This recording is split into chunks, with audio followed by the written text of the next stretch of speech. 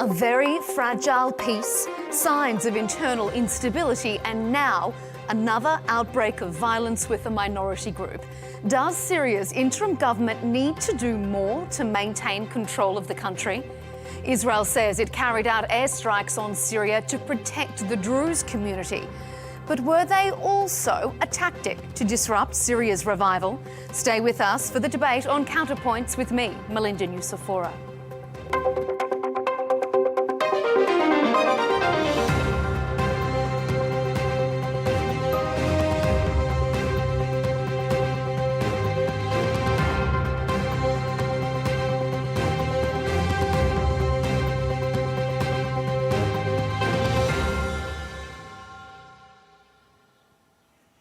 Long-held rivalries and internal fighting between disparate communities is unfortunately nothing new in Syria.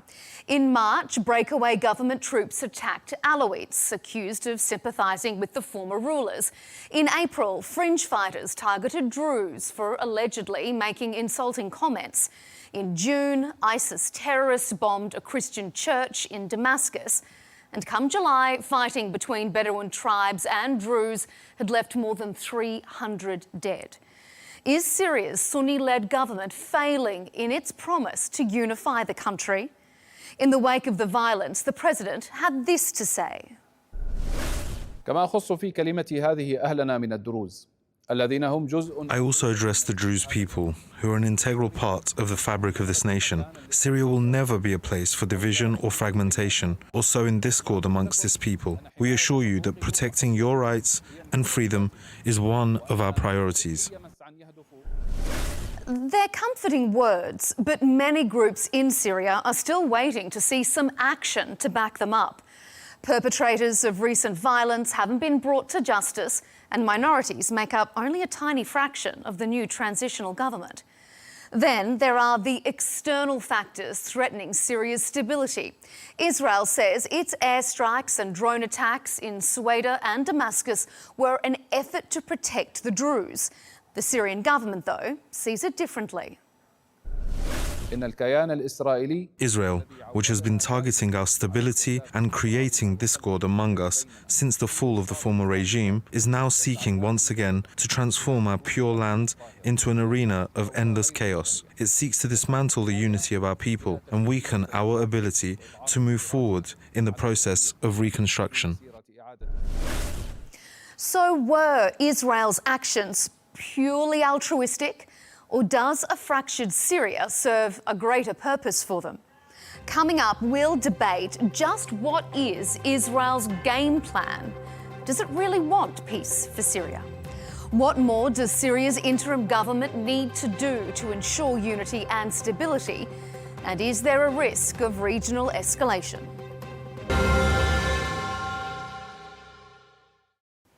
Well, joining us to discuss events inside Syria is Labib Nahas, a Syrian political analyst and director of the Syrian Association for Citizens' Dignity. From Turkey, we have Cengiz Firat, a former Turkish ambassador who has also overseen policy for the Middle East during his time at the country's Ministry of Foreign Affairs. And rounding out our panel, Saret Zahavi, president of the Alma Research and Education Centre and expert in security challenges across Israel's northern borders. Thank you all for being here with us on Counterpoints. Well, fighting in southern Syria in particular is really complex, and not least because the Druze community itself is somewhat divided. Some support the new government. Others are fighting against it under the command of a breakaway faction leader, Sheikh Hikmat al-Hajari. So when Israel intervened, the Druze reaction to those strikes was also split. Some viewed the hits as an illegal attack on a sovereign country. Others welcomed Israel's show of force and its support. Outside the country, many of Israel's supporters were shocked at the strikes, particularly when you consider Syria had been on the record as saying it didn't want a conflict with Israel, and it even started dialogue about possibly joining the Abraham Accords. So we're going to touch on all of those issues, but I want to start with you first, Saret, and ask, is Israel really concerned with protecting the Druze community, Or were these strikes, did they have a broader interest as well? Both, of course. Yes, the Israel is interested in defending the Druze, but also making a very clear message that we are not going to accept harassment, massacre, and killings of this minority in Syria. And it is clear to us that in order to build the trust with the new government of Syria, which is, I don't know, part of Al-Qaeda, the message should be very, very clear. To continue this way, to harass minorities, and we've seen what happened with the Alawites as well. This is a problem. And when it's next to our border, a few kilometers from our border, this is something that we're not going to accept. But actually, there is one more reason why we had done that. And it's the fact that we have a Druze population inside Israel. And it's a minority that was loyal to the state of Israel basically from the beginning. And they asked us, when this started a few months ago, not today, or not this week, to protect their brothers and sisters in Syria. And we promised them that we will do that. And this was a major part of the decision. And of course, there was a dilemma here of the decision to eventually act and to send a very clear message to Ahmed Ashara and Jolani that Israel has red lines. And we want to make sure that militias, jihadists, or his own militias, I don't know, will not endanger the Druze, and in the future will not endanger us. I think this is also very important. Labib, what do you make of that, especially when you consider that we have heard some members of the Druze community speaking out and opposing Israel's actions? Yeah, I think this is a highly manufactured logic and just a red herring from the Israeli side.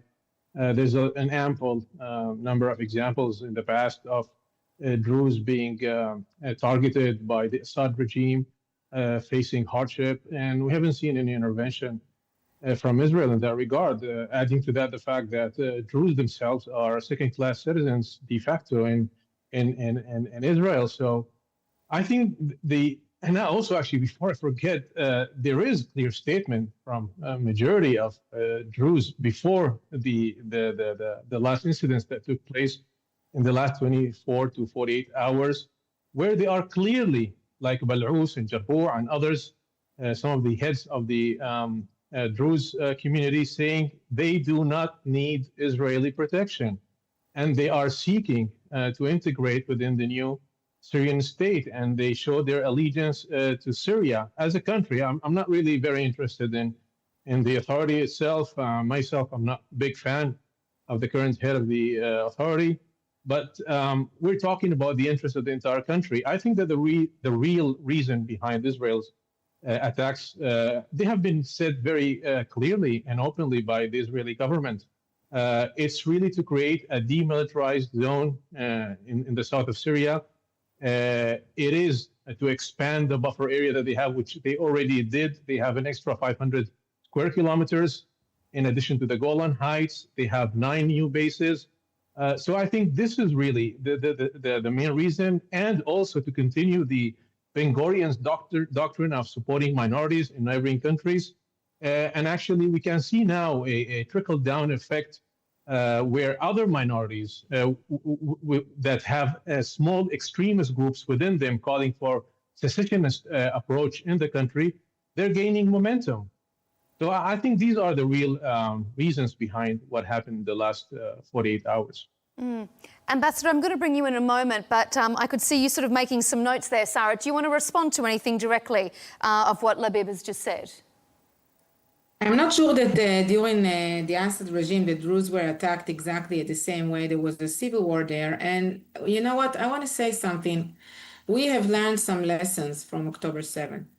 And we enabled monsters to grow on our borders before October 7th, whether in Hezbollah in Lebanon or Hamas in Gaza. And I think that part of the policy of the state of Israel that we are seeing now, and it's okay to criticize it, is a lesson of what happened in October 7th and the fact that we cannot afford the establishment of a jihadi militias that are part of Al-Qaeda and maybe even part of ISIS. And we've seen some of the pictures that came out of those events with some of those fighters having patches of ISIS on their vests. We cannot afford that these guys will be next to the Israeli border.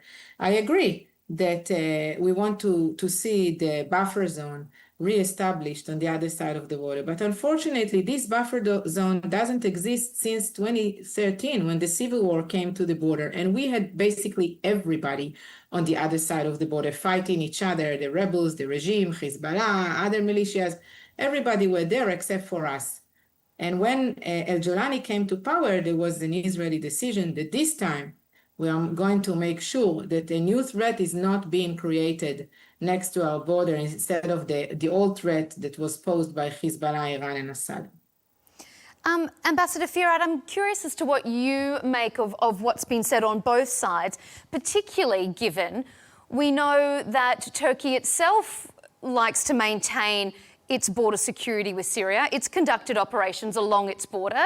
It's pushing for a buffer zone to enhance its own security. So what do you make of what Sarah is saying, that this is a security operation for Israel?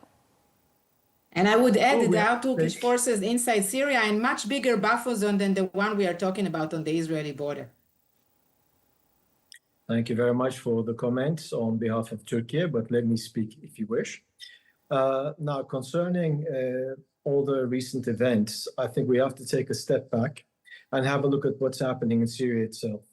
After Bashar Assad's regime was toppled, we all in the region, maybe with the exception of some, have come to the conclusion that we need a stable Syria. And for that, I think everybody's in unison. Most of the players, even Iran is silent on this issue. At the moment. And we've all discussed this on many occasions in many fora, etc. And we wanted to give Shara a chance. What's happened with the Alawites minority, what happened between the Bedouin tribes and the Druze, etc., these are things that have happened before and will probably happen again. Syria is a very heavily armed place. Every single family has arms, every tribe is armed. We have different sections, we have different ethnic groups, etc.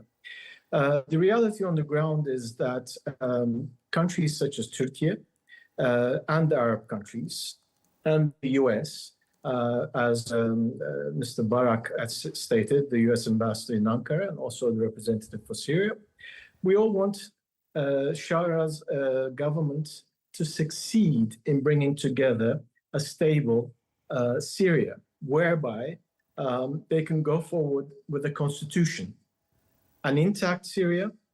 But this Syria, if you look at it from a point of view of military action, is no threat to Israel. Is no threat to Israel. So what Israel is doing now is excessive.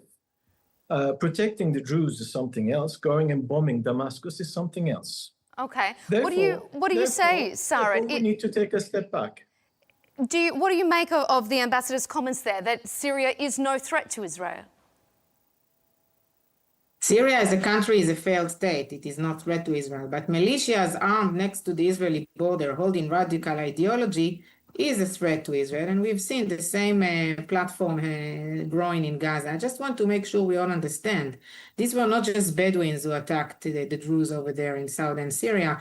There were around 1,000 of the soldiers of Bashar that participated in this. And they were wearing uniforms, those guys who entered Sweda and shaved the mustaches of the Druze. I have a question. I would truly like to know, how do we defend minorities? I agree with the panel in one thing. This is not the only Israel's role. Okay, Israel is entering into a vacuum here while nobody defended those guys. And people were killed. The Alawites are an example, and the Druze. How do we make sure that in the rehabilitation of the Syrian state, which all of us agree that it's for the benefit of the Syrian people, and I want to say, as an Israeli, and my father was born in Damascus, he came to live here before the state of Israel was established when he was 11 years old. I will be on the first bus to Damascus when there will be a normalization agreement. I would love to visit Damascus as a tourist, and I would love to see my father's house. But how do we make sure that the security interests of Israel are being met? And how do we make sure that minorities in Syria are not going to be massacred by lunatics, jihadi lunatics, which are clearly part of those who just did what they did for the Druze in Sweden? Okay. Labib, on behalf of Syria, perhaps, what do you have to say to that? How does Syria need to protect these minority groups? Yeah, I think protecting minorities and even creating a secure Middle East, not only for Syria, but for neighboring countries, definitely not go through bombing countries into submission or into peace. Peace will not be achieved by forcing Syrians to accept a normalization under completely unfair and aggressive conditions. Again, I reiterate, I have my own issues with the authorities, with the current authorities and the persona of the head of the authority. This is a fact, and this is something that a lot of Syrians share with me, but we're talking here about a Syrian state. We're talking here about a new era where even this authority has given a lot of right steps and right statements and narratives moving forward. But we have to put context to everything that goes on in Syria, which the ambassador actually touched on it. There is a legacy of 6 decades of systematic brutalization and sectarian ruling of the country, where the Assad regime purposely divided the country on ethno-religious basis and had segments of society fighting each other, confronting each other in order to solidify its ruling. So what happened in Daraa, or in Sueda, sorry, as deplorable as it is, it's not an exception, unfortunately. It happened in the past, and as the ambassador said, it will happen again until we get a strong, stable, centralized government. This is not only the Syria of al-Shara or HDS or whoever. This is the Syria of everybody. And by the way, what Israel is doing right now is creating a new legacy. Probably bombing will get you some security results for now on the short term. But on the long term, if you're really serious about peace in the region, you have to think about this generation and generations to come. How do you think Syrians will react when we see our capital being bombed and the building of the Ministry of Defense bombed 50 years after the war of 1973? This never happened. This escalation is something that the likes of which we have not seen my generation. And I'm already almost 50. That you are building, So, sorry, sir. just let me finish. What is the legacy that you are building? What is the legacy that you are building a legacy when cannot be built? fighters are shaving the mustaches? A legacy cannot. Sorry, I did not interrupt you. The legacy cannot be built in 6 months. Let's be reasonable and let's be logical. There has been a lot of progress in this regard. You cannot compare the sectarian violence under the Assad regime, which, by the way, got the acceptance of the Israeli government for decades. For decades. You cannot compare what has happened in Syria in the last 6 months, despite the fact that actually it was the remnants of the regime, the loyalists of the regime in the coast, who started a sophisticated attack, by the way, supported by your enemy, Iran and Hezbollah, which led to the events in the coast. So a lot of what you see right now is a reaction. You have people, yes, they are in the armed groups right now. They were in the rebel groups before, but they are either the relatives, the fathers, the sons, the brothers of people who were massacred in Assad regime prisons, in war. And now when these confrontations are happening, all these feelings are flaring up. So back to the key question, protecting minorities in Syria, we need a strong centralized government. And yes, we need to create a new social pact and a new culture, political culture, and a new citizenship based on equal rights for everyone. This will take time. This legacy will take time. And I think everybody in the panel knows that point. And if I can I totally agree that you totally- need a I strong totally government. agree with my- That's my question. Do you truly control the jihadi militias that did all these war crimes to the Druze in the past few days? Are those who massacred the Druze and shaved their mustaches and I don't know what else did they do going to be tried and jailed? by El-Julani? What This exactly is, are we if talking I may, about here? if I may, if I I may don't interrupt understand. here. Indeed, If I may Ambassador, interrupt here. let's hear from you, because the point you're making there, Sarah, we're going to come to in our very next section. So, Ambassador, you jump in and give us your thoughts. Yes, well, let's not dwell on the little details of what happened in the last couple of days. What's happening in Syria and what's happening in the region is very important. If we're going to talk about people and states and others intervening in other countries' affairs, citing minority issues, this is opening the Pandora's box. And apparently Israel wants to go down that line. You have a bigger minority group in Israel, the Arabs. You don't seem to be intervening on their behalf, whether be it Christian or whether be it Muslim. We saw what happened with the settlers a couple of days ago. Now, at the same time, when Israel says I'm intervening on behalf of a minority because of their human rights, etc., what's happening in Gaza? You're talking about shaving somebody's beard, or fine, but we're seeing hundreds of babies being killed every day. Let's be honest. Let's be fair. Israel doesn't have the right under international law to interfere the way it does. You cannot go and bomb somebody's capital. It's just a no-go. So the jihadists of El-Julani has the right under international law to do everything they had done in the past few days. Who is going to enforce that? You've crossed red lines too many times. Your red lines for you is very special. Everybody else has red lines. And the Syrian people, like the previous speaker said, have the right to reform their government, their state, even their army. They stated everybody, including the Kurds, including the Druze, including the Alawites, everybody should lay down their weapons and join the new army. It's going to take time. Let it happen. Don't interfere from the outside like you do at the moment. It's not conducive to stability in the region at all. You know it, we know it, everybody knows it. You're going too far. Saret, your response? Well, again, it's funny that I'm being lectured by somebody who is Turkish, that is actually having military forces inside Syria, at least in the past few years, maybe a decade, in northern Syria and next to the Kurdish areas of Syria. It's funny that we are talking about minorities' right when we are talking about Syria and the Kurds of Syria.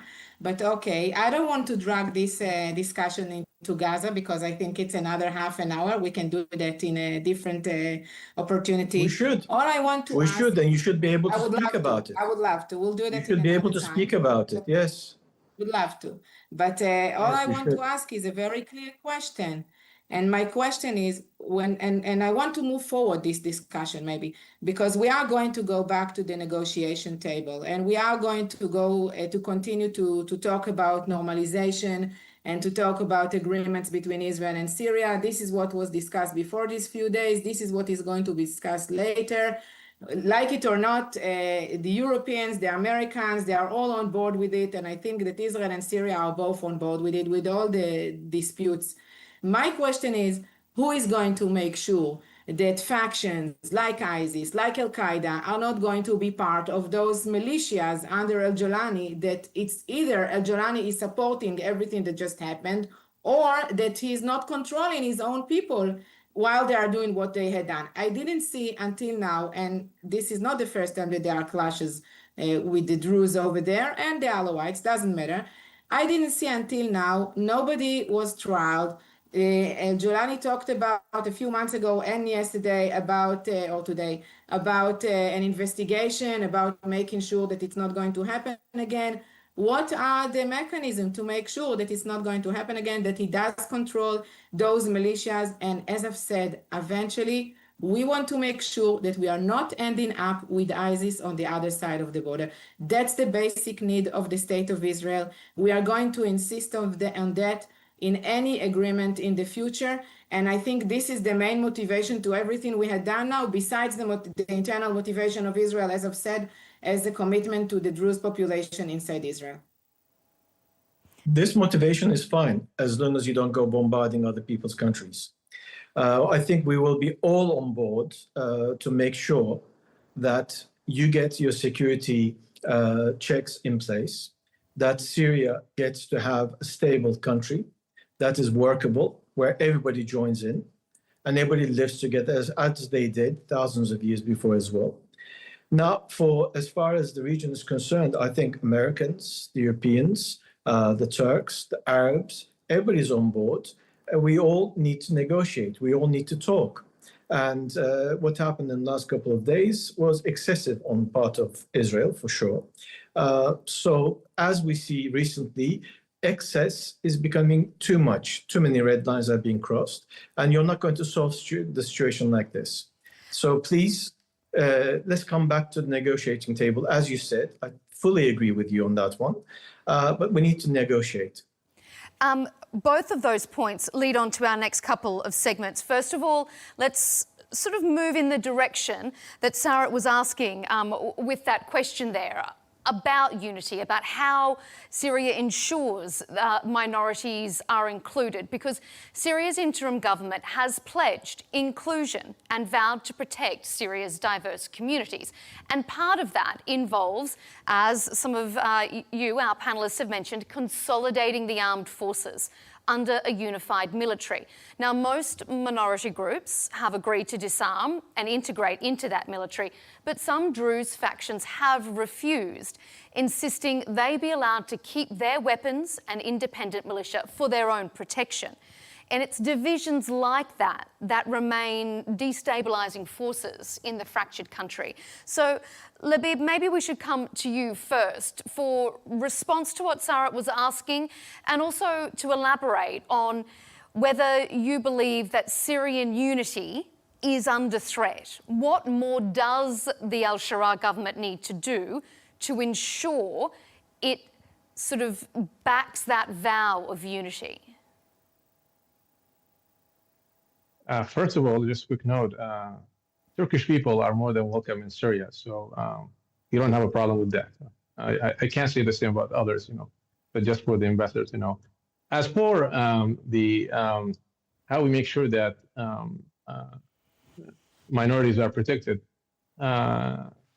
really I'm not going to be taking lectures or questions from any Israeli side about how to do that, because we are the Syrians who are more interested in that. This is a major concern for us, because we fully understand that we cannot have a sustainable government nor a sustainable state and a new social pact unless the majority plays its natural historical role in the country, and at the same time, as part of that role, is to secure and protect minorities. Now, I have to go back to the legacy, because this is really important. Otherwise, we're going to be fooling ourselves about how fast and how quick this can be done. We're trying to reverse the effect of 6 decades and 14 years of a revolution, and some people will call it a civil war. So this is extremely complex, and it's very unrealistic, unfair. It doesn't matter what we think about the current authorities. It is unfair to expect that this is going to be done quickly, especially when you have external factors and forces like Iran and Israel encouraging certain sectors of the minorities to basically not enroll in this process. If we take the Druze as an example, the vast majority openly said that they want to be part of the coming Syrian state. But of course, when you have a faction of them supported, encouraged, incited by Israel to stand their ground, to refuse under whatever pretext, again, if we're going to keep dwelling about what happened in history, we will never going to move ahead. And yes, back to your question, I think the current authorities can do a lot more. And frankly speaking, I think they are missing on opportunities. All the main milestones of the transitional period, whether it was the national dialogue, the constitutional declaration, and now the formation of the legislative body, they're being done in a very rushed and not transparent manner. Syrians themselves, and I'm not talking about only minorities, but Syrians at large, they have questions, they have legitimate concerns, but we need time. We need time and a little bit of patience, but we need to keep the pressure on the authority. We need to change the political culture in the country. But this, under no circumstances, the social change that we need, the political change that we need, the political transition cannot be forced nor directed by external factors, and definitely not by bombing the hell out of the country. Ambassador, We didn't bomb the hell out of the country. If we had bombed the hell out of the country, the results were completely different. We picked our targets very clearly. So we have to be grateful that you didn't kill more civilians. Is that your message? Is that your message? That's only the last 2 days. And negotiation of peace. Most of the Israeli attacks before in the past that, you did days, bomb. let's You be did bomb honest with before. each other. And by the way, no, you against did kill those civilians. You did militias. kill civilians. And Most of let the me attacks- also add, you did bomb beforehand. You did bomb every single marine port that existed, every single airport that existed, any sort of heavy weaponry that existed in Syria was bombed straight after Bashar al-Assad was gone. So, Of course look, we did. let's be honest. The alternative Let's- was to enable Ashara, which was the head of Al-Qaeda in Syria, the organization that is responsible for September 11, to get all the munition that was in the hands of Assad and Hezbollah before that. Of course we did. As I've said, we are not going to enable any radical ideology to grow on the other side of the border. I must say something. We are having this discussion in English. It's funny. This discussion is being held in Western language, not only the English, but the way we all speak to each other. But we all live in the Middle East. Let's be honest with each other. Syria is not exactly a nation state, I don't know, like Turkey or like Egypt. The sects in Syria are not just religious sects, and religion in the Middle East is much more than just a belief in Allah or in God. Okay, I have It's an to identity. intervene It's who we there. are. Sorry, And the I have to differences stop you between- there. I have to the intervene differences there. between This the is- sorry. Alawites, the Sunnis, the this is Shiites, really- the Christians, All right, the Yazidis, let's go to- the let's Druze get your are not response, differences Ambassador, of belief. first. There are differences of who they are, what if their you may, basic needs the moderator- are, and the the moderator reason gave that me they the- were. Okay, Sarah, let's just let the Okay. ambassador respond. And Druze is exactly for that reason. Ambassador? Okay. Thank you very much. Now, first of all, the Middle East Syria is just one example of the Middle East. Turkey is the same. Israel is the same. Jordan is the same. Many countries in the Middle East are the same. Iran is the same. Most countries are a mixture of different ethnicities, different religions, different backgrounds, different cultures, etc. But we all live together, and we should all learn to live together again. What I would like to underline is your word. Of course we did, was the answer she gave. Yes, we went and we bombed everything we wanted, and of course we did, is the answer they give. This is not conducive to going forward. Just because you're strong at the moment, it doesn't mean you have the right to go and do what you're doing at the moment. What you're doing in Gaza is despicable. What you're doing in Syria is despicable. You've invaded their land, not just the Golan Heights. Why don't you condemn what the Julanist forces did to the Druze in Syria? How come you're not condemning that? I don't understand. This is despicable as well. Who says we didn't condemn? If you look at the statements that came out of Turkey, they did condemn. The Ministry of Foreign Affairs. I'm asking you. No, I am the same. And let me add on this issue. I totally support the formalization and the normalization process that needs to go forward. And the Shara government has to make sure and ensure that all the minorities are treated fairly, honestly, under the same rights, equal rights, one after another, everybody. And this is what he said yesterday. And if there are people who are doing wrong, they should be punished. I'm sorry. This is the same in Turkey. This is the same in Israel.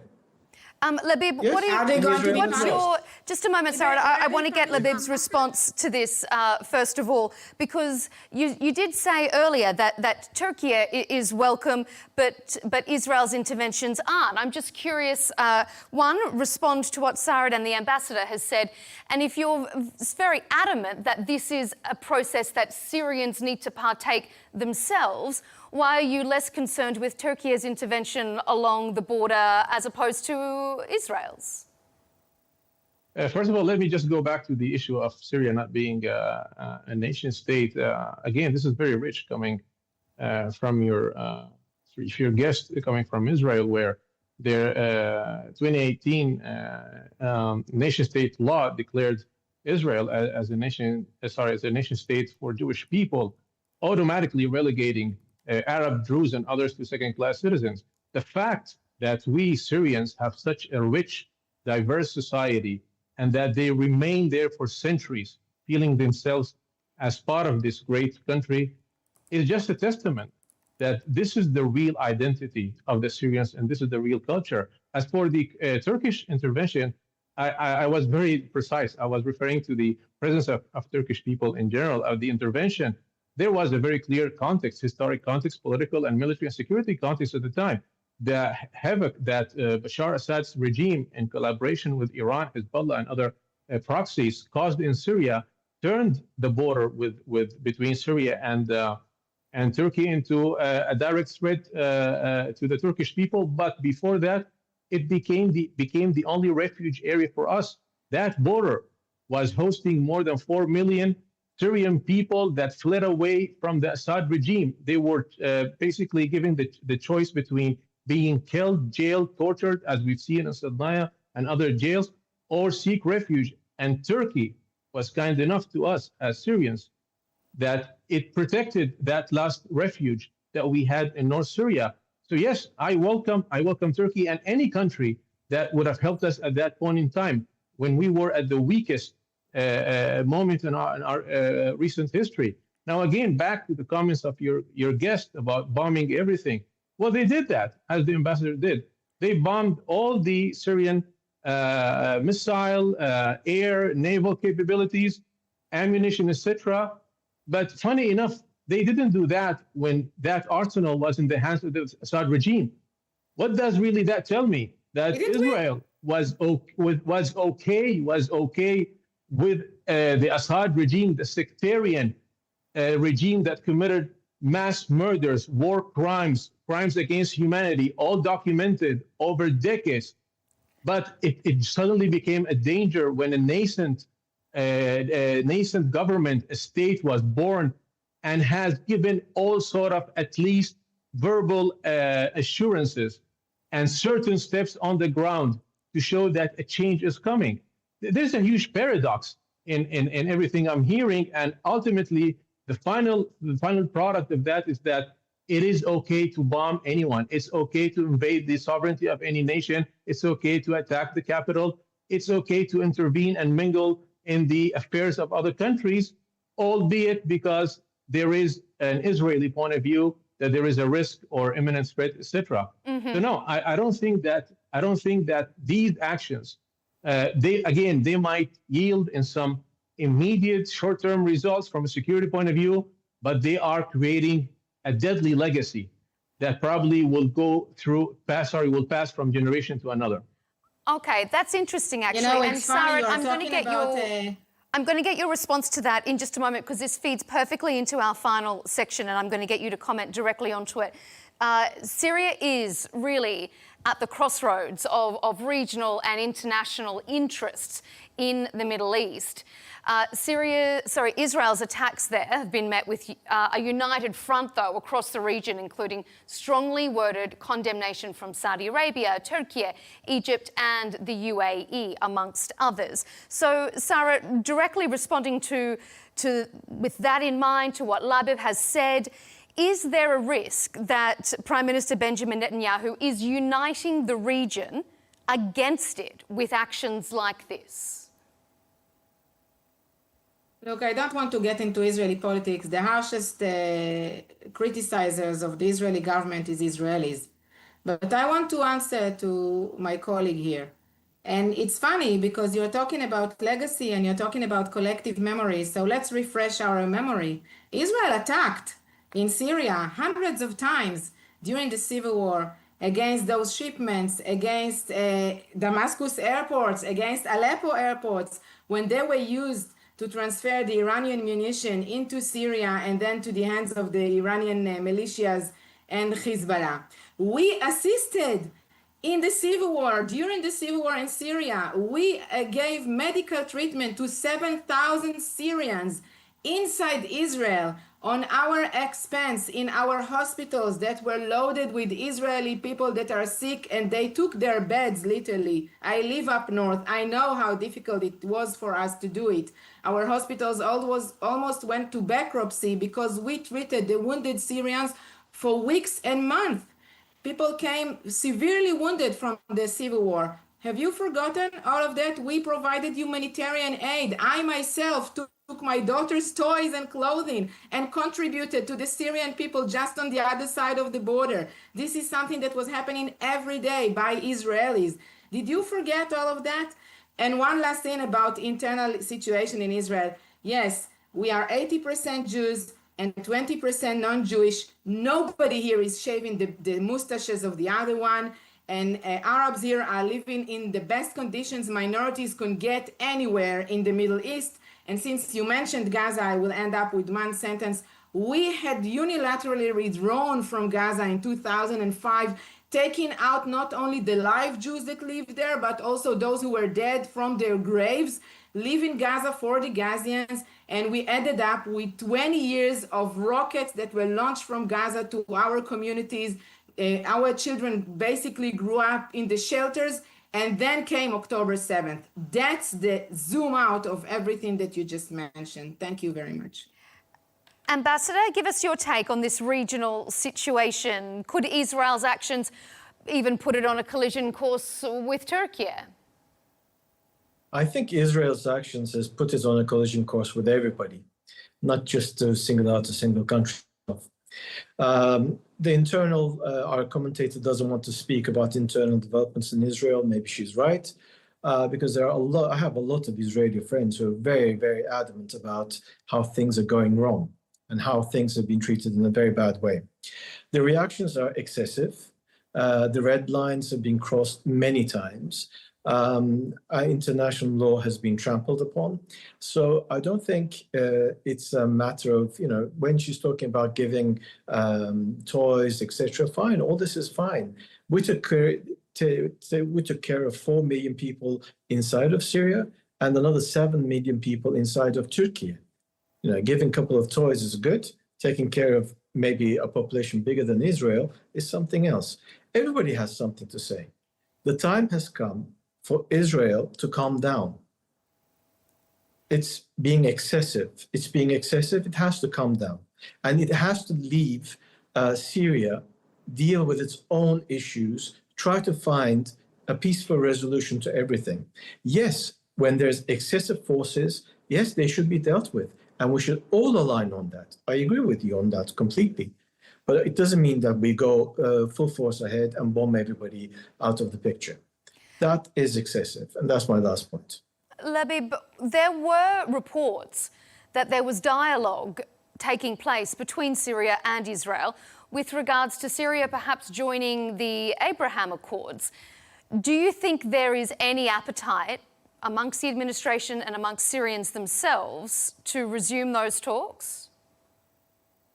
Well, frankly speaking, I think the events of the last 48 hours will make this is a very, very, very difficult, if not impossible, sell for any Syrian administration or authorities to the Syrian people. I think you've seen the reaction of the Syrian population in many cities because they could only see what happened as an unprovoked aggression, difficult to understand. And let me be the black sheep here and talk about the politics inside Israel, because they are the real reason, or big part of the real reason why this happened. I think it's clear to everybody that Netanyahu is trying to save his personal political career. I mean, it's not a coincidence that yesterday he had to excuse himself from his own trial because he had to attend a national security issue, which was Syria.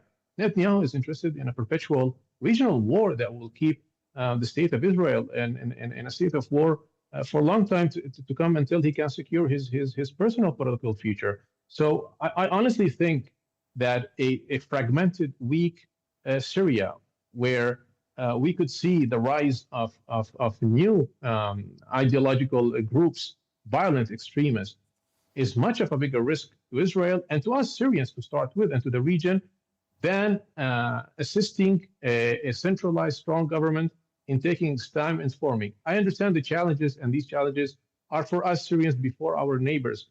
But we need time. We cannot reverse history and change it in 6 months to what happened in 6 decades. And finally, and I will close with this. Thanks a lot for the toys, but I think we would rather not get any toys and you don't bomb us after that. And the bombing that Israel conducted against the Assad regime and the Iranians were purely and merely to protect their own national interests, just to be clear. Sarah, do you want to respond directly to that before we close off with the ambassador? I don't think I received answer. How do you make sure that this will not happen again in southern Syria? And how do you meet our security needs, making sure that Ashara is not growing ISIS just on the other side of our border? I'm sorry. Labib? Yeah, well, we don't have to give answers to anyone about that, because it is our problem that we're trying to solve, and we establish a roadmap to that. Right? That roadmap requires a little bit of time in order to integrate all armed forces into the state organization, state institutions, the army, the security forces, start training, start changing the mindset, also give chance to the civil rest, to the harmonization of the Syrian society. This is a multi-level, multifaceted approach. Again, this is not one kind of activity or project or focus that we have. It cannot be solved just through action from the government. There is a society part of it. It cannot be solved only at security and military level. There are other levels. This is extremely complex, and we are just simplifying it in one question. How can you guarantee? This is something that will take time, and this is something in the interest of the Syrian people before being the interest of our neighbors. Mm-hmm. Ambassador, do you think Turkey can and should be doing more to ensure that Syria is a stable and peaceful place, that Turkey and Israel feel secure on their borders? As neighbors, is there more that Turkey could be doing? I think Syria could be the litmus test for the whole region, and also for Turkey and Israel's relations in the future. If we can come to a common understanding that Syria, even with all the militias that our Israeli partner here is claiming exists on the ground to harm Israel, even if they come on board with the new Syrian army, the new Syrian army under whatever regime is going to take fold in a stable Syria is not going to be any threat to the current Israeli defense forces. This is the reality on the ground. So once Israel accepts this, not accepts it, but actually talks about it openly and honestly, and doesn't go forward with its own idea, as she stated in the beginning, that Syria is a failed state. No, we shouldn't have a failed state. We should have a stable, unitary state with its territory intact. That's the end game. And I think both Turkey and Israel and the US should work on this. And I think the US understands this more than Israel at the moment. I hope the Israelis will listen to the US a little bit more. Well, that remains to be seen. Perhaps, hopefully, we'll have all three of you back on for another discussion, maybe with some better news as the weeks and months go by. But for now, unfortunately, we're out of time. We appreciate all of your insights, all of your points of view. Thank you so much for being on CounterPoints. Labib Nahas, Syrian political analyst, and from Turkey, Cengiz Firat, a former Turkish diplomat, and Saret Zahavi, president of the Alma Research and Education Center. Thank you to all of you for your contribution. Thank you. Shukran. And as always, we thank you, our audience at home, for joining us here on CounterPoints. To watch all the latest debates and interviews, subscribe to Al Arabiya English on YouTube, and be sure to follow us across our social media platforms on X and TikTok. Thanks for your company. We'll see you next time.